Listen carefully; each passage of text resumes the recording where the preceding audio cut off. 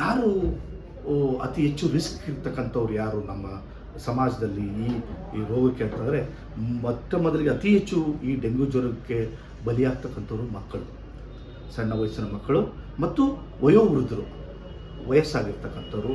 ನಂತರ ಅದಕ್ಕಿಂತಲೂ ಅತಿ ಹೆಚ್ಚಿನ ಹೈ ರಿಸ್ಕ್ ಇರ್ತಕ್ಕಂಥವ್ರು ಅಂತಂದರೆ ಗರ್ಭಿಣಿಯರು ಬಹಳ ಮುಖ್ಯ.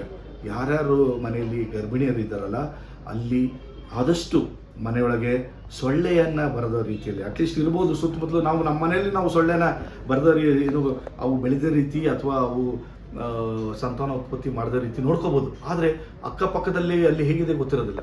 ಅದು ಎಲ್ಲಿದ್ರೂ ಸೊಳ್ಳೆ ಬಂದೇ ಬರ್ತದೆ ಈ ಸಂದರ್ಭದಲ್ಲಿ, ಈ ಮಳೆಗಾಲದಲ್ಲಿ.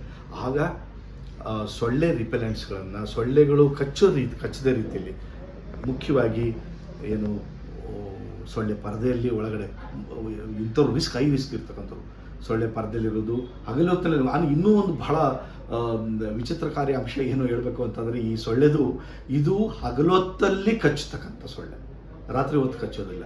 ಇದು ಹಗಲೊತ್ತಲ್ಲಿ ಕಚ್ಚತಕ್ಕಂಥ ಈ ಸೊಳ್ಳೆ ಡೆಂಗ್ಯೂನ ಹರಡ್ತದೆ. ಹಗಲೊತ್ತಲ್ಲಿ ಹೆಚ್ಚಿಗೆ ಹುಷಾರಿರ್ಬೇಕು. ರಾತ್ರಿ ಹೊತ್ತು ಒಂದು ಪಕ್ಷ ನೀವು ಮಸ್ಕಿಟೋ ರಿಪೆಲೆಂಟ್ ಹಾಕೊಳ್ಳದೆ ಹೋದರೂ ಹೌದು ಏನಂತಾರಲ್ಲ, ಮಸ್ಕಿಟೋನ ದೂರ ಇಡೋದಕ್ಕೆ ನೀವು ಏನೇ ಪ್ರಿಕಾಷನ್ ತಗೊಳ್ಳದೆ ಹೋದ್ರೂ ನಡೀತದೆ. ಆದರೆ ಹಗಲತ್ತಿನಲ್ಲಿ ನೀವು ಯಾವುದೇ ಕಾರಣಕ್ಕೂ ಸೊಳ್ಳೆಗಳಿಂದ ಕಚ್ಚಿಸಿಕೊಳ್ಳಲೇಬಾರ್ದು. ಪ್ರಮುಖವಾದಂಥ ಇದು ಸಂದೇಶ ನನ್ನ ಕಡೆಯಿಂದ. ಇದು ಹಗಲೊತ್ತಲ್ಲಿ ಯಾವುದೇ ಕಾರಣಕ್ಕೆ ಹೇಗೆ ಇರಲಿ ಕಚ್ಕೋಬಾರ್ದು. ಹೇಗೆ ಒಂದು ಹೇಳಿದೆ ನಾನು, ಮಸ್ಕಿಟೋ ರಿಪೆಲೆಂಟ್ ಆದ್ರೂ ಯೂಸ್ ಮಾಡ್ಬೋದು, ತಪ್ಪೇನಲ್ಲ. ಸದ್ಯದ ಈ ಕೆಲವ್ರಿಗೆ ಅಲರ್ಜಿ ಇರ್ತದೆ, ಆದರೂ ಕೂಡ ಮಸ್ಕಿಟೋ ರಿಪೆಲೆಂಟ್ಗಳು ಅಂತಂದರೆ ಏನಾದರೂ ನಾವು ಆಯಿಲ್ ಮೂಲಕ ಅಥವಾ ಬೇರೆ ಬೇರೆ ಇದನ್ನು ರಿಪೆಲೆಂಟ್ಸ್ಗಳನ್ನ ಉಪಯೋಗಿಸ್ಕೊತೀವಿ. ಆದರೂ ಕೂಡ ಸೇಫ್ಟಿ ದೃಷ್ಟಿಯಿಂದ ನಮಗೆ ಈಗ ಸದ್ಯದ ಪರಿಸ್ಥಿತಿಯಲ್ಲಿ ಅದರ ಅನಿವಾರ್ಯತೆ ಇದೆ.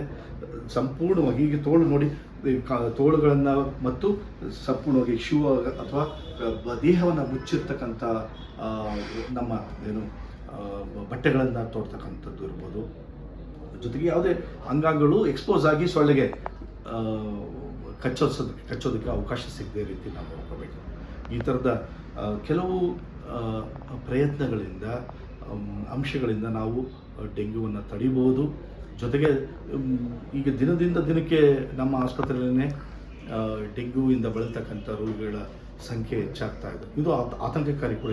ಈಗ ನಮ್ಮ ಆಸ್ಪತ್ರೆ ಇದೆ ಅಂದ ತಕ್ಷಣ ನಮ್ಮದೇ ಆದಂಥ ಒಂದು ರಿಸೋರ್ಸ್ ಇರ್ತದೆ, ನಮ್ಮದು ಒಂದು ಲಿಮಿಟೇಷನ್ ಇರ್ತದೆ. ನಾವಿಷ್ಟು ಹೆಚ್ಚಿನ ಒತ್ತಡ ಭಾಳ ಜಾಸ್ತಿ ಪೇಷಂಟ್ಸ್ ಆಯಿತು ಅಂತಂದಾಗ ಇಡೀ ಆರೋಗ್ಯ ವ್ಯವಸ್ಥೆ ಮೇಲೇ ಪರಿಣಾಮ ಬೀರ್ತದೆ.